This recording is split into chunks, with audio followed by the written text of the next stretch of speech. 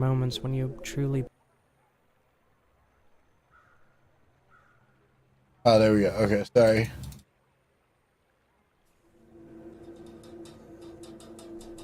Do you feel alone? Do you, whether you're talking with somebody, hugging them, kissing them, fucking them, or even looking directly into their eyes, feel like you're still alone?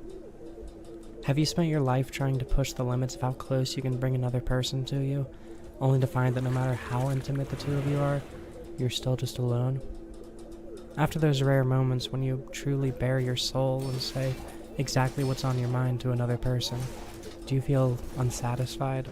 Like you should have said something differently, or like they must have completely missed the point? Maybe you've tried butting your way into pre-existing groups of friends, or even having your own groups form around you, only to end up feeling even more alone. Do these other people feel the same way about you? Are your relationships just their most recent iterations of a long, exhausted concept of true oneness with someone else? Maybe you are alone. You spend so much time thinking about how none of these people will ever know the real you. You put so much... Oh my god, you read my mind. I was going to say that. It's because you don't love yourself, so you're looking for others to do it for you, but not getting what you want. Yeah, this is like just these are feelings that you have because you have not like worked on yourself. You need to have people justify you as like a person, as like a as a puppy girl. You know? Thought and effort into demonstrating to all of them who the real you is. But once the performance is done, you just go right back to dwelling on whether or not they understood your message. As far as the world is concerned, maybe there is no real you. Maybe you are just your job, your grades, your politics. Nobody understands the connections between all of those different genres of music you listen to. Nobody else sees a pickup truck as the same dazzling array of complicated symbolism and iconography that you do. You've tried explaining it to them, and they nodded their heads, but they'll never see it how you do. This feels like they're really trying to project this onto you. Like this feels like culty-ish. Yes, that's what I mean. Thank you. Feels like they're like trying to like force those feelings onto you. Maybe you don't exist at all. Not the real you, anyway. Because like I'm gonna tell you this. This current moment, I don't resonate with any of those statements. It just feels weird to me. It's like, no. Maybe you're alone. No, I'm not alone. First off, I got 8 other people watching, and I got somebody upstairs that doesn't make me feel alone.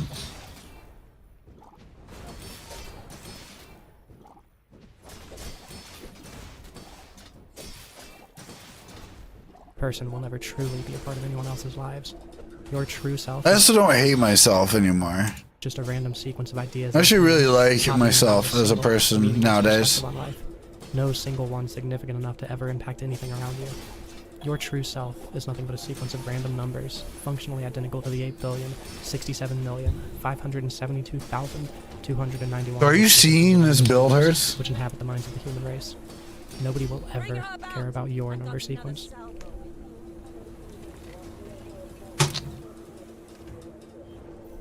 Cheers again. Or at least, that's how it feels a lot of the time.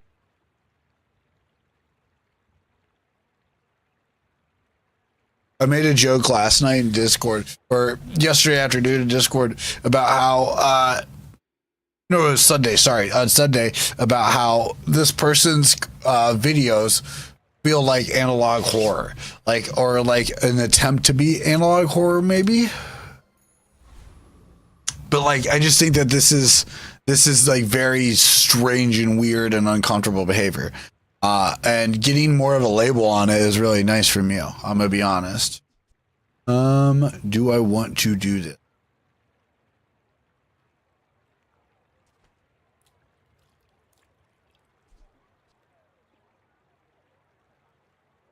Kind of, yeah. This multicast will be broke.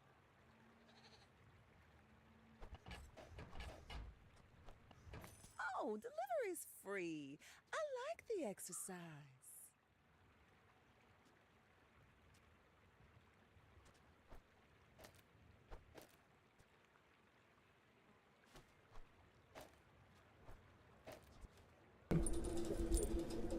Disco Elysium starts out a lot like this video did. Total darkness, challenged only by a fading light in a trashed living space. The product of a self-destruction that was indescribably beautiful and yet tiringly cliche. Empty thoughts about how cruel and hard the world is and how badly you wanted to be a part of it before you just gave up. In that room, in that mind, in that body, you're entirely alone. Stuck inside of a lead sphere that has no escape, so vast and foggy that you can't even see the walls. Until one day, a tiny little pinprick pierces those walls, urging you to try journeying to the edge of your mind prison again. That pinprick was... The edge of your mind prison. Come into my mind prison. Let me show you what it's like. No, Joker. No. sound of, No, I won't do it, Joker. No. carriage, driven by... Come, Batman. Come into my mind prison. Citizens Militia, who's heaven. In other words, he's a cop. Mine's a mine horror house, yeah. Mine doesn't have, like, bars and stuff. I don't feel trapped in mine. Mine, like, startles me sometimes, but I don't feel trapped. Apparently you're a cop, too. You've been sent here to investigate a dead body hanged in a tree. Normally in a story like this, I'd go on to talk about the specifics of the case, the key suspects, the possible motives behind the killing, the mystery that you're supposed to be solving. However, this game's story isn't really what it's about. Disco Elysium isn't about murder, or bigotry, or classism, or unionization, or communism, or fascism, or substance abuse, or lost love, or any of that stuff. This is a game about disco. About being trans. Sorry. The era of disco was I can say it. You can. Singing and dancing, free love, partying, drug use, sexual exploration, crazy hairstyles, a never-ending celebration of the individual. It was a culture which was centered entirely around being seen. Yo, that's a good one. Making yourself known, injecting yourself into every situation, and never stopping. Oh yeah, give me crashing waves. The world was yours. You weren't just in it, you were a part of it. It was the most beautiful thing in the world. A party that was gonna last forever. But that party didn't last forever, did it? All the best and coolest people got arrested. Others overdosed and died. A once endless sea of muscles and joints became sore and sparse. Minds became slower. Everyone traded free love for true love, and then marriage. When the disco era died, it was because the hangovers eventually got too bad for anybody to bear, and so people quit writing music about the party and started writing music about the hangovers. Society left behind those like you, who weren't ready for the party to end. Nobody wanted to dance with you anymore. Don't forget, Chad, this is all scripted. Nobody wanted to hear your story or your opinions. Nobody loved you, and nobody wanted to fuck you. It was all over. This is where Harry Dubois was when he discovered a different kind We of... literally see the script on the right-hand side. The kind of drinking that's supposed... No, I don't think we are.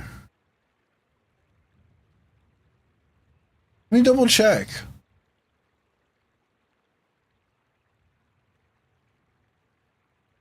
Oh no, this is Disco Elysium. Sorry. The Metal Gear Solid one started to get really long. And I felt very groomery. I'm sorry. This is about Disco Elysium. Either way, this is still weird. It just still feels weird. Like the way that it's shot is what feels weird. Cares about you. It's okay. It's okay. I kind of skipped over explaining that a little bit too quickly, I think. Due to die. That's on me. It's pretty reasonable to say that Harry did die at the tail end of his binge of apocalyptic proportions. He woke up not remembering anything. He can't remember what a cop is, or a car, or money, or communism, or even disco, the thing that he dedicated his entire past life to. He was a totally blank slate. Maybe he'd turn out to be an amazing cop, or an anarchist who sabotages his own investigation. Maybe he'd be a communist, or fascist, or even a pathetic centrist. Or maybe he'd just spend the rest of his life apologizing for who he used to be. He was a new man, with a new personality, but he had the same old problem that he had before he destroyed his brain. Disco was still dead, and nobody ever would care about him again. Nobody wanted to know the true him. So, Harry has 3 objectives at the start of this story. Firstly, figure out who he is, his true self. Secondly, find out how to make people care. And thirdly, solve the murder. With how truly elusive your clues are and how many people would have been motivated to kill Ellie, you'd think that that would be your biggest challenge. But throughout the story, those other two objectives, abstract and unmarked as they may be, tend to take priority. So, let's see if we can handle them. How exactly does somebody discover their true self? Well, Yeah, it's funny you say that because that's such a great way to like reemphasize that point of like, here's how you discover your true self. I need to drag this over to my other mic so I can see the script more.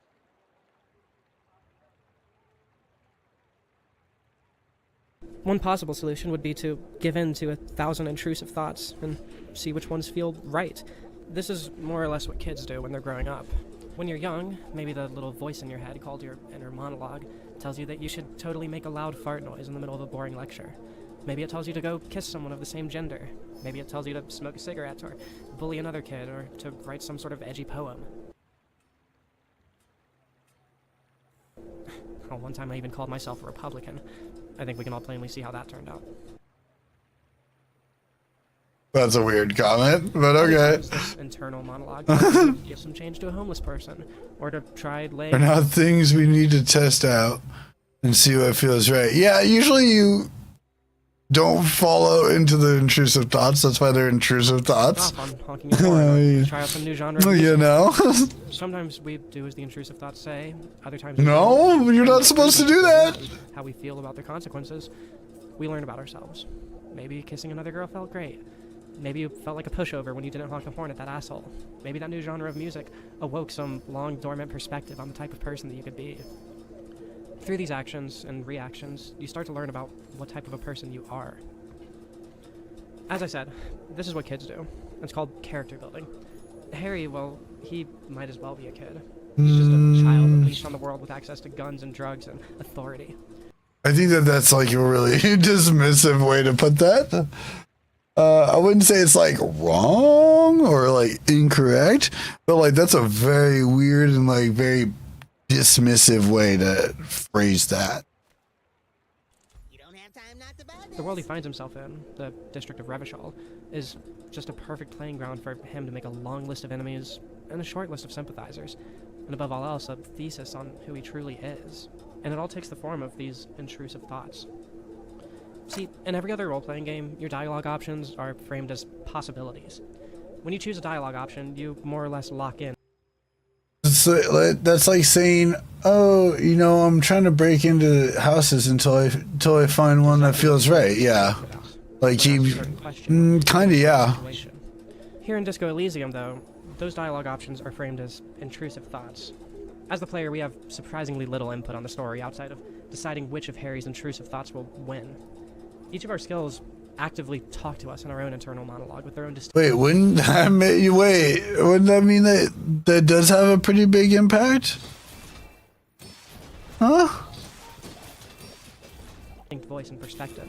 Your composure might start freaking out and tell you that you shouldn't trust your drama skill or your conceptualization skill because they've become compromised by the current situation. Other times, drama might tell you that somebody's lying, while rhetoric tells you that you're just being paranoid and that you should definitely pick the second option. That's exactly how people learn about themselves. You just do things. That's At random, letting all sorts of different intrusive thoughts win or lose until you have an idea of how you should think about things. Back on my second playthrough of this game, I was talking to Gart, the hostel manager, trying to help him get over a coworker he had feelings for by telling him, you don't need her. And this quickly cascaded into me rambling on and on about some misogynistic, sexuality-shaming concept called the concept that this coworker of his was supposedly writing, and how she'd be all dried up and useless by the end of it. Naturally, this isn't at all what I meant to say or how I feel, but after a series of bad, intrusive thoughts kept winning over and over, I wound up discovering just how easily the child-minded and ever-impressionable Harry Dubois could end up staring down the mouth of the misogynist pipeline. Okay.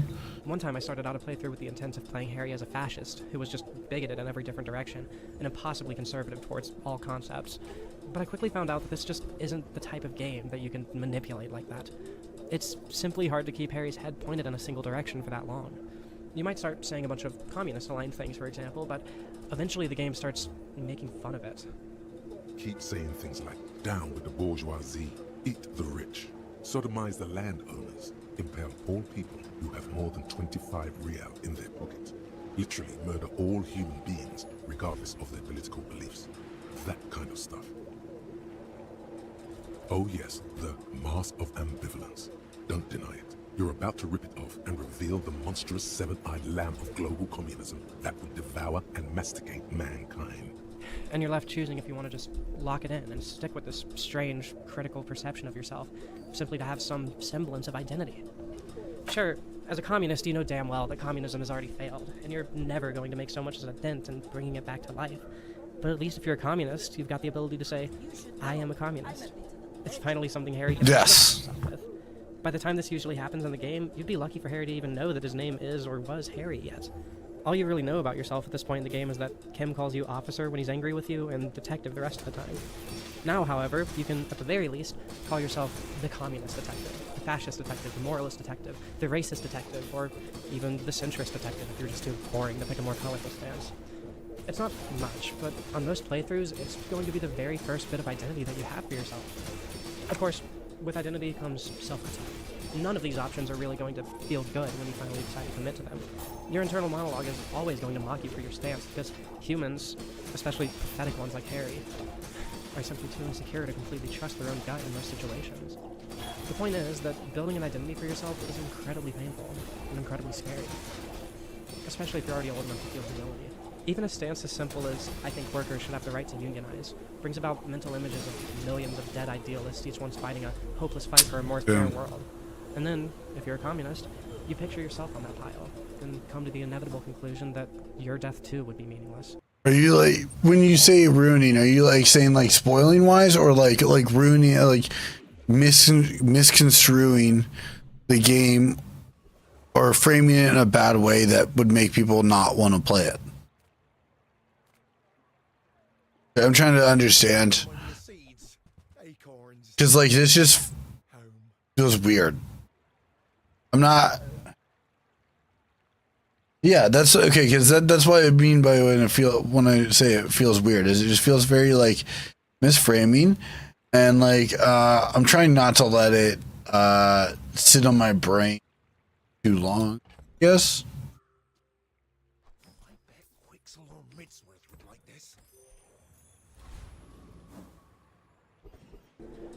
Because this isn't even the meat and potatoes. You're going to have to constantly reconcile your own success with the ruin and desperation that surrounds you. You'll need to endlessly justify it in your own head, saying things like, well, they should have worked harder like I did, all while a nagging voice in the back of your head assures you that you know it was never that simple. See, I don't actually think Disco Elysium is a super political game, and I definitely don't think it's a communist game like so many people like to say it is. Disco Elysium is a game about those three objectives that I mentioned earlier: finding an identity for yourself, figuring out how to make people care about that identity, and solving a murder. It just so happens that politics are a pretty key part of anyone's identity, for better or, more realistically, for worse. I definitely think that Harry, in his circumstances, has a sort of predisposition towards communism, but that most definitely is not the game itself preaching communism. We'll get into how, and more importantly, why the game tends to steer Harry down the communist path later. Basically, the parallels between communism and disco, primarily millions of washed-up idealists slowly giving up on a dream, are pretty fundamental to understanding this game, so believe me, I will be covering it here. In the meantime, though, let's get back to that first objective, building an identity for yourself. See how this game likes to sidetrack you? So, there's a lot more to a personality than just your politics. There are a lot of different ways to discover and express that personality in this game, too. Generally speaking, Disco Elysium likes to summarize it as your copotype. You could be a sorry cop, constantly apologizing for everything that your job and your alcoholism entails, or you could be an apocalypse cop, constantly warning people about the end of the universe, translation for when you forget everything again. That's another thing we'll get into a bit later. You could also be a superstar cop, a good cop, a bad cop, a hobo cop, hustler. No, but like to video essayists and stuff, that especially that like fall really hard left at a certain point because of like gender politics or just liberal stuff. When they start dabbling their feet into politics stuff, they just like go. They don't know when to like reel it back at all. I'm gonna be honest. An art cop, an honorable cop. There are a lot of copotypes, and mechanically they function a lot like the political leanings that you can choose to commit to. You simply resist or surrender to all of these different intrusive thoughts. And it's like people just wanted to watch good analysis of the game. That the game presents you with. And at some point, relatively early on, They don't. Yes, I agree. to make sure that you feel I agree. slightly Which slightly emboldened. it seems like it's a very naive view to have the whole like politics define me. Continue saying and doing the type of things you have been doing. You aren't even locked into a single copy type either. You can dual spec, as it were. So, there. Between your Like- politics and your copy type, you've got something like a personality for yourself. Some sense of an identity. The game even lets you choose to reject or embrace your name once you learn it. Or you can even come up with a different name for yourself. Though, whether you roll with Harry Dubois, Crossum Zob, Tequila Sunset, Firewalker, Icebreaker, Dick Mullen, Captain Sober, Dinky Winky, Shit Kid, or any of the other aliases at your disposal, everyone will still just call you Harry.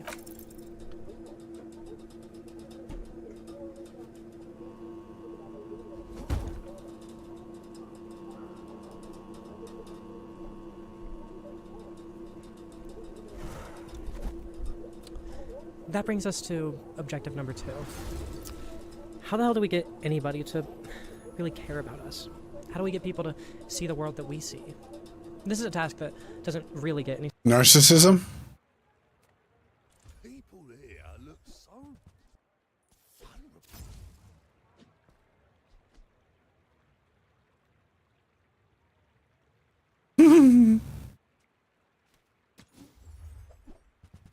sort of concrete resolution until the very end of the game. Psychopathy. Along the way, we get the chance to do some wildly expressive things. We can pick out a song and sing karaoke. We can take Lillian out on a walk along the island, talking to her about our perspective Delusion. on things. We can play pinball in front of Kim and punch a juvenile delinquent and start a dance club. We can insist on listening to sad FM during a boat ride, or do drugs out in public, or graffiti up a wall. We can tell Kim how cool we think he is. Like I said, Revachol is a veritable playground of self-expression, but let's go back to something that I said in the beginning. After those rare moments when you truly bare your soul and say exactly what's on your mind to another person, do you feel unsatisfied? Like you should have said something differently, or like they must have completely missed the point? See, we could call all of these things self-expression, but really it tends to feel like nothing but self-transcription. We aren't really being ourself when we do all these things. We're just displaying an approximation of ourself, an approximation whose accuracy is limited by the variety of intrusive thoughts we're presented with and the dice rolls of our skill checks. We sure as hell didn't intend to say, I want to have fuck with you, to the attractive woman outside of our motel room, but through the ever-filtering web of mental and physical muscle spasms that we grind our personality through every time we interface with this world, that's what came out. We didn't necessarily want to tell Kim that we're just a loser. We're simply clicking whichever intrusive thoughts seemed the most appealing at the time. And the gravity and specificity of our messages were lost to 100 such impulses. Eventually, after a whole game spent approximating our personality through the lens of impulsive half-representations, we're left with nothing but the heartbreaking, soul-crushing, spirit-annihilating revelation that all communication and every other means of interfacing with this world that we have is nothing but that. An approximation of what we really want to say, what we really felt, and who we really were. It's around this point in the game that you might start having something like a midlife crisis. You start switching up the things that you say. You start subtly altering the goals that you placed for yourself. Instead of being a boring, run-of-the-mill liberal, you might try to be a full-blown eater of the rich. Maybe you started doing drugs after staying totally sober for those first 3 days, or maybe you completely switch it up and decide that enough is enough. If you want people to notice you, you just have to solve this case harder than anyone has ever solved a case before. Honestly, who knows where your head's at? Who cares? You spent so long trying to make people understand you, and the closest you've gotten is Kim, this man who simply refuses to acknowledge all of the interesting, thought-provoking, and darkly poetic things that you've been doing around him for the past 3 days. There really is no coming back from this one. Eventually, though, either through blind luck, divine intervention, sheer attrition, or out of Classia's pity for you, you end up solving the case of the hanged man. As it turns out, he wasn't hanged at all. He was shot in the head, and then the Hardy Boys hung his body up to stage a lynching and get their friend Classia off the suspect list. The hanged man, Lely, was an awful man, a pillager and a rapist, working for a mercenary company doing anything from destroying villages to, in this case, busting a union, so long as his company was paid. Any number of people would have wanted him dead. A battle even broke out in the streets between the other mercenaries with Lely's company, and the locals who were presumed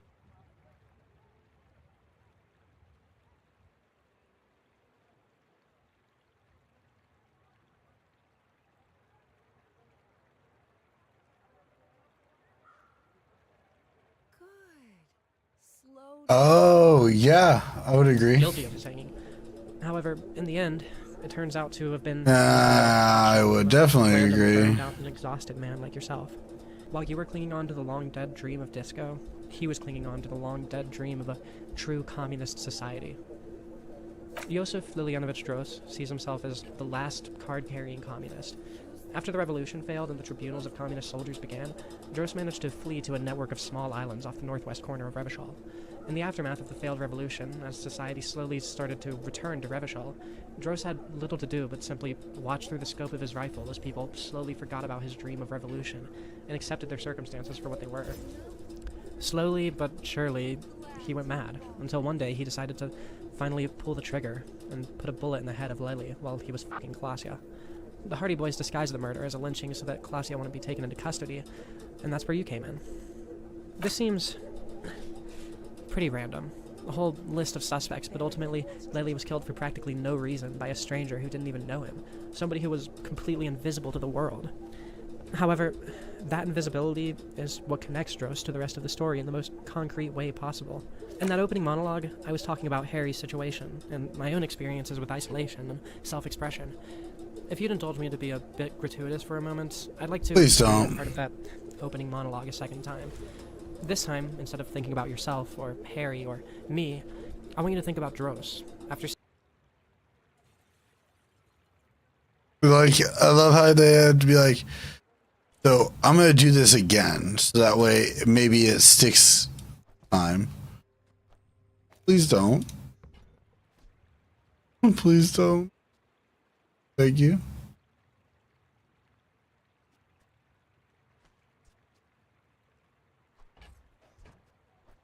We'll borrow more gold from the tyrant.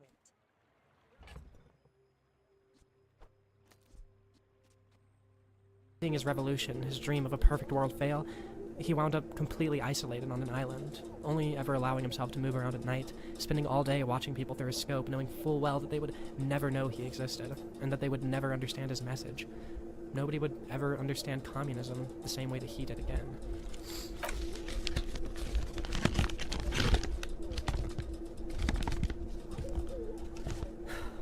As far as the world is concerned, maybe there is no real you.